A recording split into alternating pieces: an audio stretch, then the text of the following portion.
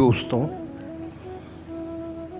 آج کا دن وہ منحوس دن ہے جس دن آج سے پورے 1 سال قبل غاصب فوجیوں نے ہمارے شہر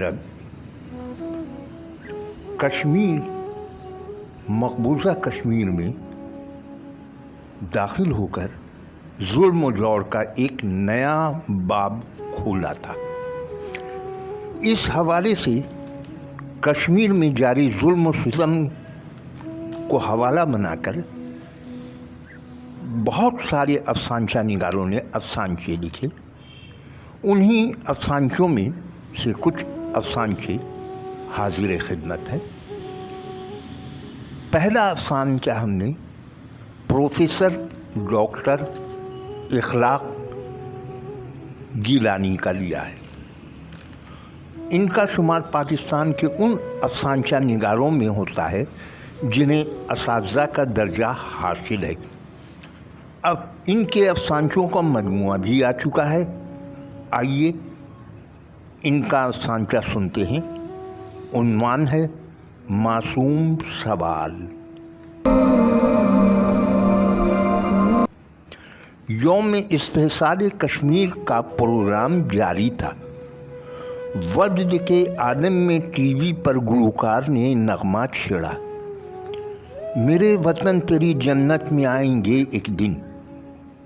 تبھی میرے 4 سالہ پوتے احمد حسان نے توتلی زبان میں پوچھا، دادا ابو ہم کشمیر کی جنت میں کب جائیں گے؟ میں نے نم آنکھوں سے اسے دیکھا، آہ بھری، انشاءاللہ ہم دو وہاں ضرور جائیں گے۔ اور وہ خوشی سے تالیاں پیٹنے لگا۔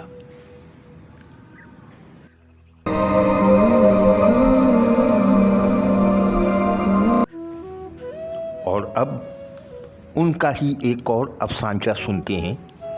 عنوان ہے ایک منظر۔ عید کا دن پھر بھی پہلگام کی سڑکیں سنسان، کرفیو کا سماں۔ چوک پر فوجیوں نے ایک نوجوان کو گھیر لیا۔ اوئے کہاں جاتا ہے؟ نماز عید پڑھنے اللہ کے گھر جا رہا ہوں، نوجوان نے جواب دیا۔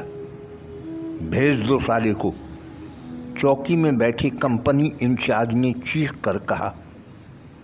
اللہ کے گھر جلدی بھیج اسے۔ گولیوں کی تڑتڑاہٹ میں ایک معصوم کی چیخ دب کے رہ گئی۔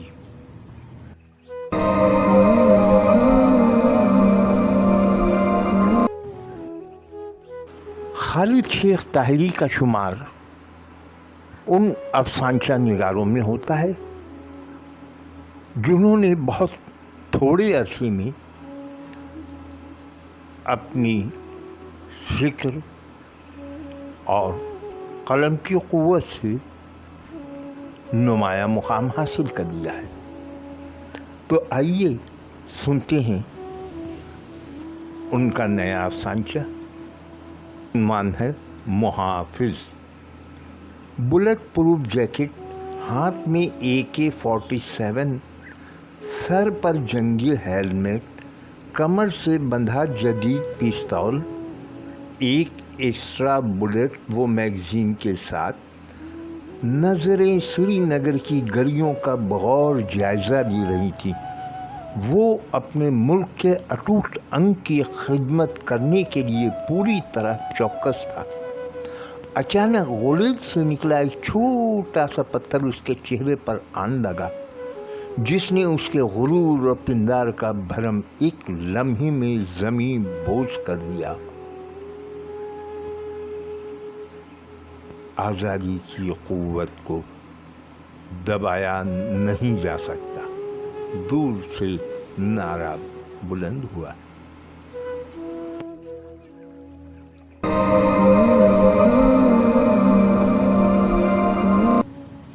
اور اب سنتے ہیں آکاش مغل کا افسانچہ۔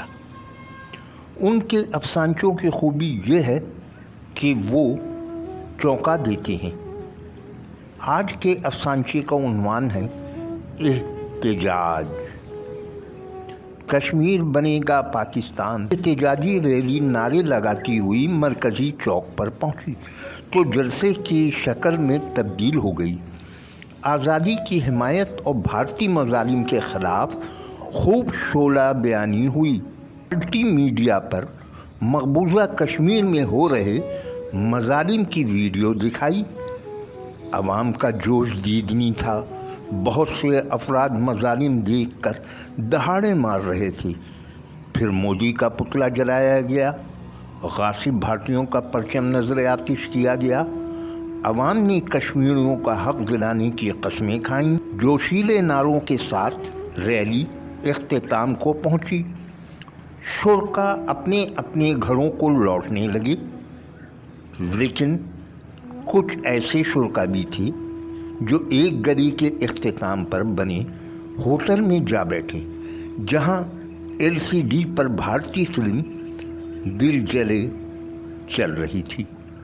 چائے کی شیشیوں کے ساتھ وہ لوگ فلم دیکھنے لگے۔ کتنے خوبصورت انداز میں کچھ لوگوں کے دوغلے پن کو اجاگر کیا ہے آکاش مغل نے۔ اور اب چلتے ہیں ایک اور افسانچے کی طرف۔ اقبال خورشید افسانچوں کی دنیا میں ایک بڑا نام۔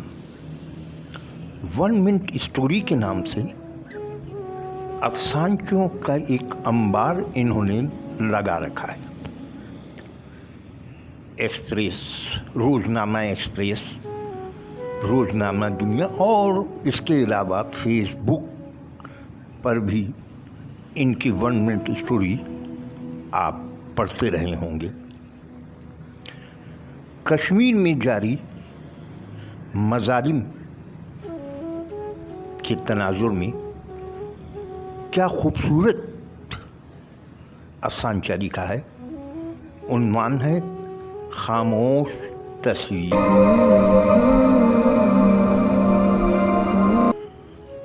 صوفی کی پینٹنگ میں ہر چہرہ دمک رہا تھا۔ کشادہ اسکول، ندی پرسکون، پہاڑ سرسبز۔ صوفی کا تعلق ناروے سے ہے۔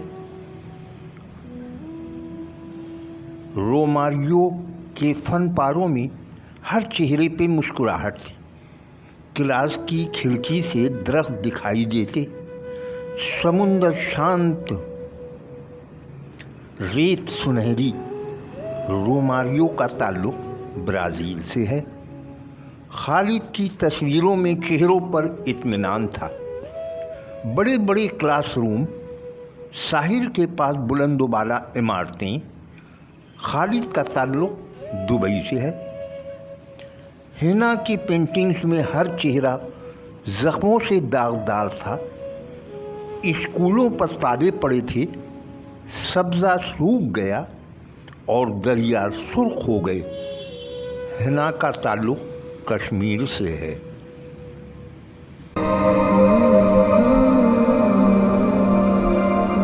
اور اب سنتے ہیں رضوان طاہر مبین کے قلم سے نکلا ایک اچھوتا افسانچہ، فتح۔ کوئی جائے پناہ نہ تھی، نہ راہ انصاف۔ مقبوضہ کشمیر میں ہر آواز دبا دی جاتی، ہر تحریک اور احتجاج کچل دیا جاتا۔ نام نہاد چناؤ تو ہوتا، مگر صرف منچاہی کٹ پتلیوں کے درمیان۔ حریت پسندوں کو حصہ ہی نہ لینے دیتے۔ جنتا چناؤ ناکام بناتی تو جبراً ووٹ ڈلواتے اور دنیا سے جمہوری ناٹک کی داد وصول کرتے۔ آخر غلامی سہنے والوں نے فیصلہ کر لیا۔ اس بار ووٹروں کی بھیڑ نکلی، سب सफदर रह गए। नताइज उससे भी ज़्यादा हैरान कुन आए। हर जगह ज़ाया वोटों की तादाद जीतने वाले उम्मीदवार से कहीं ज़्यादा थी।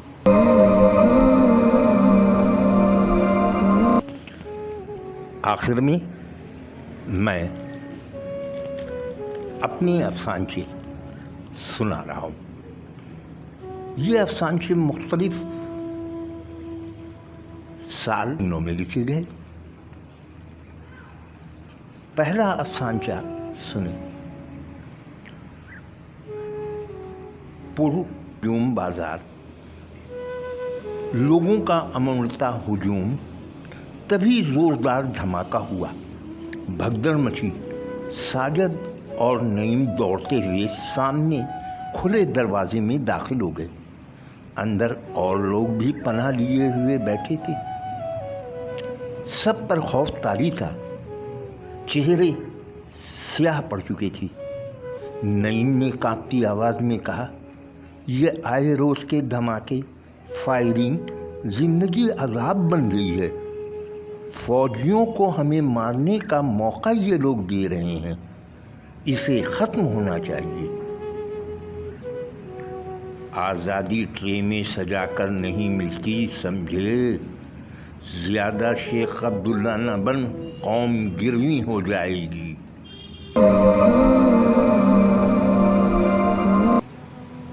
और अब सुनते हैं, ऐसे बेशुमार वाक़यात हैं जो अक़ल से मावरा। अब शेरी गुड़ के वाक़े को याद करो, याद है ना? अज़हर ने खिड़की से बाहर डल में तैरते शिकारे पर नज़रें जमा दी। कुछ तौक़ुफ़ के बाद वो बोला, हर कोई दानी या इंदराबी नहीं बन सकता, मगर कुदरत फिर भी हमारे साथ है। उस दिन शेरी गुड़ के साथ क्या हुआ याद है ना? वो बकरियां लेकर चारागाह गई थी। उसे मालूम न था कि चारागाह में कुछ दरिंदे भी घुस आए हैं। एक दो नहीं, 4 दरिंदे मुंह मारने के लिए गांव की तरफ देख रहे थे कि उन्हें शेरी गुल नजर आ गई। उन्हें देखकर वो भी ठिठकी। फिर उसने सोचा, ये लोग हमारी हिफाजत के लिए अपने वतन से दूर हमारी जन्नत में आए हैं, उनसे डरना कैसा। वो आगे बढ़ी। तभी एक ने उसे ढलवान पर दबोचा। बाकी 3 भी आ गए। वो मदद के लिए चीखी। उसकी आवाज़ पहाड़ों से टकराकर बाज़गुश्त बनी थी कि एक ने उसके मुंह पर हथेली रख दी ताकि फिर आवाज़ ना निकले, मगर आवाज़ निकली। बेआवाज़ी की आवाज़ जो दिल से निकलकर आसमान तक जा पहुंची, और तभी एक छोटी सी चट्टान अपनी जगह से हिली। ढलान पर फिसलती हुई आन की आन में चारों से टकराई, कुचलती हुई नीचे चली गई। शेरी गुल फटी फटी आंखों से वर्दी में फंसे कीमा बन गए दरिंदे को देखती रह गई। वो समझ न पाई कि वो उछलकर दूर कैसे जा गिरी थी। बचाने वाला अल्लाह।